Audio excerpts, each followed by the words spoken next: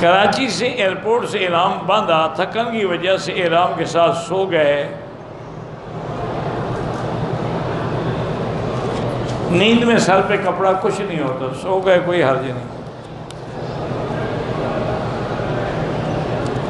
طواف میں اگر چکر بھول جائے بس اللہ قبول کرے گا، کوشش کرو گنتے رہو انگلیوں میں۔ اگر کندھا ننگا کرنا بھی بھول گئے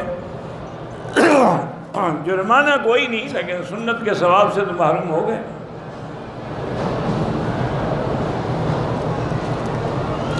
عمرے کے بعد بال نہیں کاٹے، رات کو منہ اور سر پہ ڈھانپا بھول کی وجہ سے بال نہیں کاٹ، دم پھر کاٹے بھی ہیں کہ ابھی تک صرف مسئلے پوچھ رہے ہو؟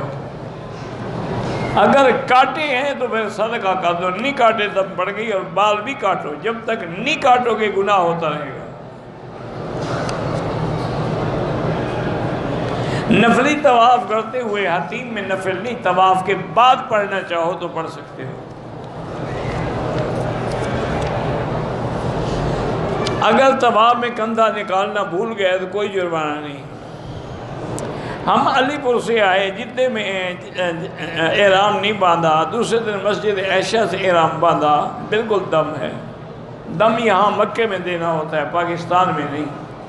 غلطی تم مکے میں کرتے ہو، جرمانہ پاکستان میں دو گے۔ یہ کوئی کورٹ ہے دنیا کی عدالت؟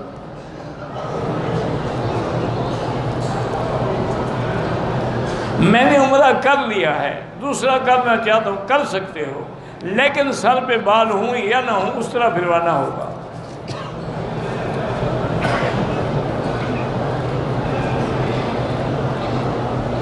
بہرحال نشے والی چھالی، نشے والی جو چیز بھی ہے، کل مسکر حرام قلیلہ و کثیرہ حرام، ہر منشی چیز جو ہے وہ حرام ہے، تھوڑی ہو یا زیادہ ہو۔ کسی کو نشہ چڑھے یا نہ چڑھے یہ دلیل نہیں ہوتی۔ آج کل تو بڑے بڑے شرابی ہیں، روز شراب پیتے ہیں، ان کو نشہ شراب سے بھی نہیں چڑھتا، تو پھر شراب حلال ہو جائے گی۔ بہت سارے میں بڑے بڑے لیڈروں کو جانتا ہوں جو تقریر کے دوران میں بھی شراب پیتے رہتے ہیں۔ بس احتیاط اتنا کرتے ہیں کہ وہ شراب ایسی ہوتی ہے جیسے ہوا نہیں آتی، جانی واکر وغیرہ ہوتا ہے سفید قسم کا، وہ پیتے ہیں۔ انا للہ و انا الیہ راجعون۔ اور اسلام نافذ کریں گے، اپنے 6 فٹ کے بدن پہ کیا نہیں ہے، ملک میں کریں گے۔ دعا کرو اللہ ہدایت دے، کوئی ہمارے دشمن تو نہیں ہے۔ جو آدمی اپنے بدن پہ اسلام نافذ نہ کر سکے، اپنے گھر میں نافذ نہ کر سکے، وہ کون کرے گا؟ یہ تو باتیں ہیں۔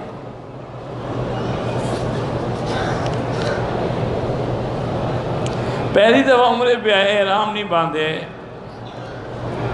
جنانہ گئے، احرام باندھ کے عمرہ کیا۔ پہلی دفعہ عمرے پہ تشریف لا رہے تھے، احرام نہیں باندھا، تو کرنے کیا آ رہے تھے آپ؟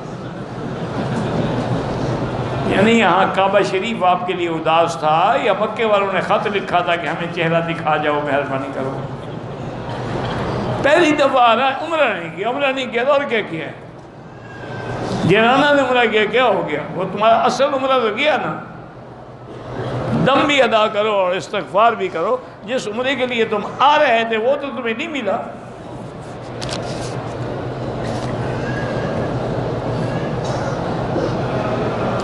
میں 14 دن کا تھا کہ میری والدہ فوت ہو گئی، اب بڑے ہو گئے تو ان کے لیے خیرات کرو، صدقہ کرو، عمرہ کرو، طواف کرو، حج کرو، قرآن پڑھ کے بخشو۔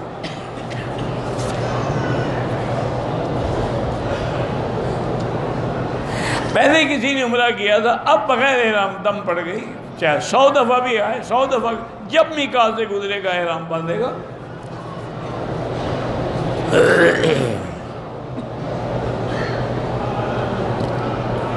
میری بہن کے جسم میں جادو کے اثرات ہیں۔ پہلی بات تو یہ ہے میرا بھائی کہ آپ ہر بیماری کو بھی جادو بنا دیتے ہیں۔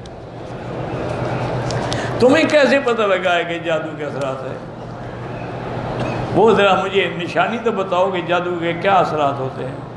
لڑکیوں کی شادی نہ کرو تب بھی اس کو جادو سمجھا جاتا ہے، وہ بیمار تو ہوگی نا بیچاری۔ اچھا، لڑکیوں کا حیض خراب ہو جائے، وقت پہ نہ آئے، اس کو بھی وہی تکلیف ہوتی ہے۔ لڑکیوں کو مرگی کے دورے پڑتے ہوں، وہ کہیں گے جادو ہو گیا، جن آ گیا۔ کوئی جن نہیں ہوتا، نہ کوئی جادو ہوتا ہے، سب بکواس ہے۔ اگر شادی نہیں کی، شادی کر دو، جن نکل جائے گا، جادو بھی نکل جائے گا۔ ورنہ سورۃ البقرہ پڑھ کے پانی پہ دم کر کے پلاؤ اور پلاتے رہو، ایسے بس جادو کا اثرات ہیں۔ کہاں سے پتہ لگ گیا جی آپ کو اثرات ہیں؟ یہ تو چکر بنایا ہوتا ہے عاملوں نے، وہ بالکل جی آپ پر تو جادو کا بڑا اثر ہے۔ بھئی کوئی نشانی بھی تو بتاؤ نا جادو کے اثر کی۔ میرے بہن کا رشتہ چاچے کے بیٹے سے ہوا تھا، چاچے کے بیٹے نے میرے والد سے بدتمیزی کی، جس کی وجہ سے میرے والد نے چاچے کو فون کیا کہ اگر تمہارے بیٹے کو میں اپنی بیٹی کا رشتہ دوں تو مجھ پہ بیوی طلاق ہے۔ 15 سال گزر گئے، اب مسئلہ پوچھنے آئے ہو ماشاءاللہ، اپنے علاقے کے مفتی سے پوچھو۔ ابھی 15 سال گزر گئے، ایک سال اور گزار دو۔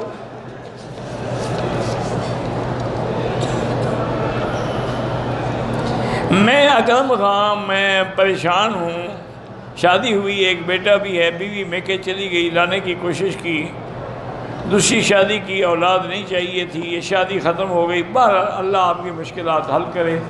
2 رکعت نماز پڑھ کے دعا کیا، پہلی میکے چلی گئی، دوسری سے اولاد نہیں، تم کسی قابل ہوتے تو پہلی گھر کیوں جاتی؟